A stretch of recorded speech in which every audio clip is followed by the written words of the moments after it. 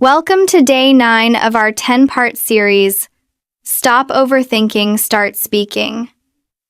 I want to start by saying a huge thank you to everyone who practiced expressing their opinions after our last lesson. Your courage to share your unique perspective is what makes a conversation truly alive. Yesterday, we learned how to state what we think. But what's even more powerful than sharing an opinion? Sharing an experience. Today, we are going to learn how to tell engaging and memorable stories in English. Have you ever tried to tell a story about your weekend or a recent trip, but it just fell flat? You listed the facts, but you couldn't capture the feeling, the excitement, the drama. Today, we are going to change that. We will learn simple but powerful frameworks that will turn your simple experiences into compelling stories that make people want to listen. And make sure you stay with me until the very end, because I'll reveal the simple secret that is at the heart of every great story ever told. So, why is storytelling a superpower, especially for English learners? It's because our brains are wired for stories. Think about it. Do you remember the exact statistics from a news report you read last week? Probably not. But do you remember the story of a brave person that was featured in that report? Probably yes. Facts and data are easy to forget, but stories stick in our memory. They create an emotional connection. I like to compare it to giving a gift.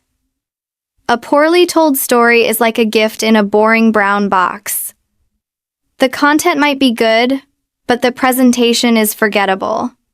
But a well-told story is like a beautifully wrapped gift with a colorful ribbon.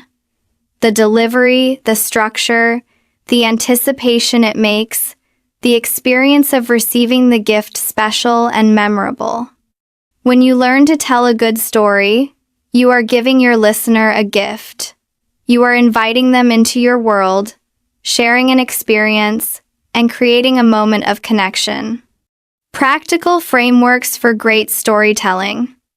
All right, let's learn some simple but incredibly powerful frameworks that you can start using today to structure your stories and make them more engaging. Framework number 1. The and, but, therefore. ABT. Framework. This first framework is a secret used by Hollywood screenwriters, but it's so simple that you can start using it today. It's called the and, but, therefore, or ABT framework. It gives every story a clear and satisfying structure. And this is the setup, the exposition. You establish the normal situation. It's a sequence of events. This happened, and then this happened. But this is the most important word in storytelling. It introduces the problem, the conflict, the surprise. It's the moment that makes the story interesting. This was happening, but then something unexpected occurred. Therefore, this is the resolution.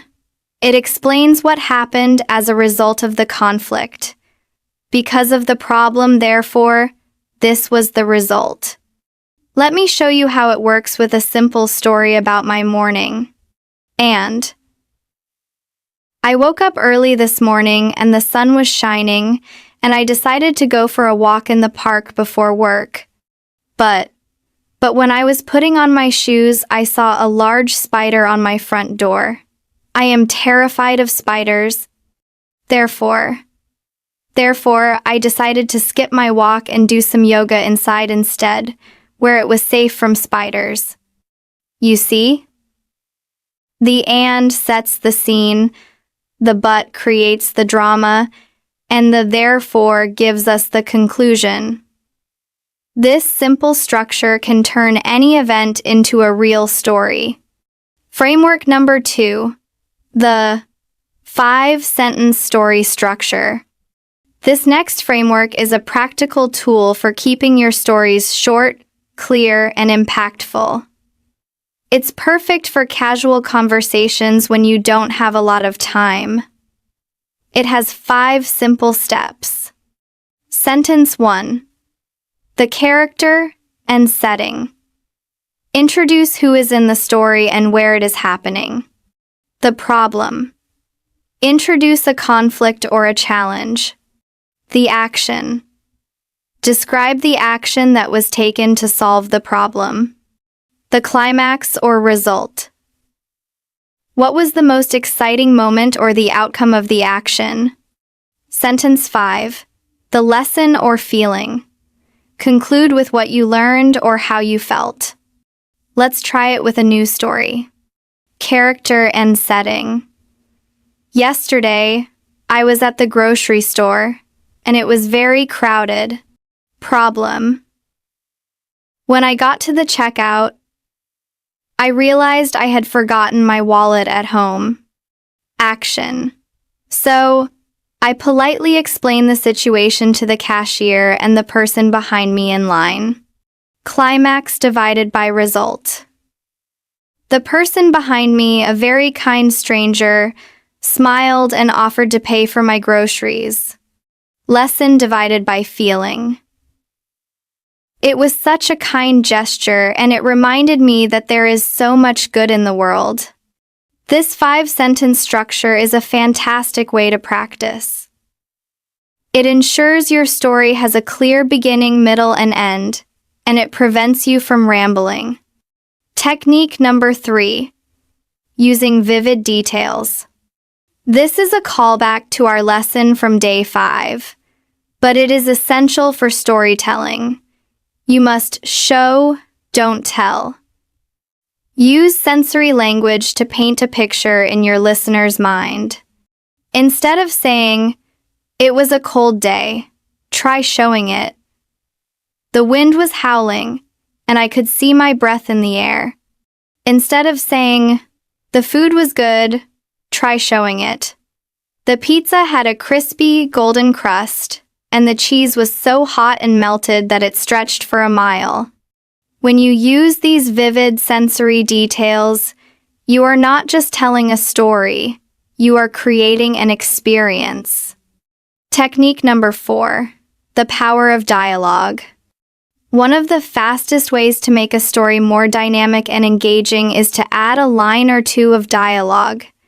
Instead of just describing what happened, let your listener hear what people said. For example, instead of saying, "The owner was happy when I returned her lost dog," try adding dialogue. "When she saw her dog, the owner ran up to me and exclaimed, 'Oh, thank you so much. I was so worried.'" Adding a simple quote makes the characters feel more real and the moment more alive. The spontaneous speaking challenge. All right, are you ready for today's challenge? It's all about putting these storytelling frameworks into practice. I'm going to give you a simple story prompt. Your challenge is to use the 5-sentence story framework to tell a very short story about it in 60 seconds. Remember the 5 steps: character and setting, problem, action, result, and lesson divided by feeling. Ready? Here is your story prompt. Tell me about a time you tried a new food for the first time. Now, pause the podcast. Think about your 5 sentences and tell your story out loud for 60 seconds. Start speaking now. 60-second pause for your practice. Excellent work! Telling a story with a clear structure is a very advanced skill, and you are doing a fantastic job. The more you practice with these frameworks, the more natural they will feel. Shifting your mindset for confidence. To become a great storyteller, you need a small but powerful mindset shift.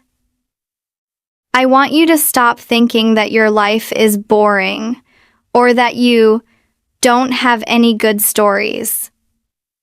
This is not true. Every day of your life is full of mini stories. I want you to become a story collector. As you go about your day, pay attention to the small, interesting moments, the funny thing your colleague said, the kind stranger on the bus, the delicious coffee you had. These are all potential stories. You don't need a big dramatic event to tell a good story. You just need to pay attention to the small dramas and comedies of your own daily life. When you start seeing your life as a collection of stories, you will never run out of things to say. The final secret. So, we've covered a lot of ground today. We've learned that storytelling is a superpower for connection. We've practiced powerful frameworks like and, but, therefore, and the 5-sentence story. And we've remembered the importance of using vivid details and dialogue. And now, for the secret I promised at the beginning. The simple secret that is at the heart of every great story ever told is this. A great story is not about a complicated plot, it's about a simple emotional journey. Every good story, whether it's a Hollywood movie or a simple story about your day, takes the listener from one emotional state to another. It could be a journey from curiosity to surprise, from tension to relief, from sadness to hope, or from confusion to understanding. If you can make your listener feel something, if you can take them on an emotional journey with you, they will never forget your story. So, my challenge to you is this. For today, think of one small thing that happened to you this week and try to write it down using the and, but, therefore structure. Try to identify the emotional journey. Share your simple 3-part story in the comments below. Join me tomorrow for our final day, Day 10, where we will bring everything together and talk about how to continue your journey to fluency. Please like, share, and subscribe to the Wisdom English podcast channel to watch our next videos.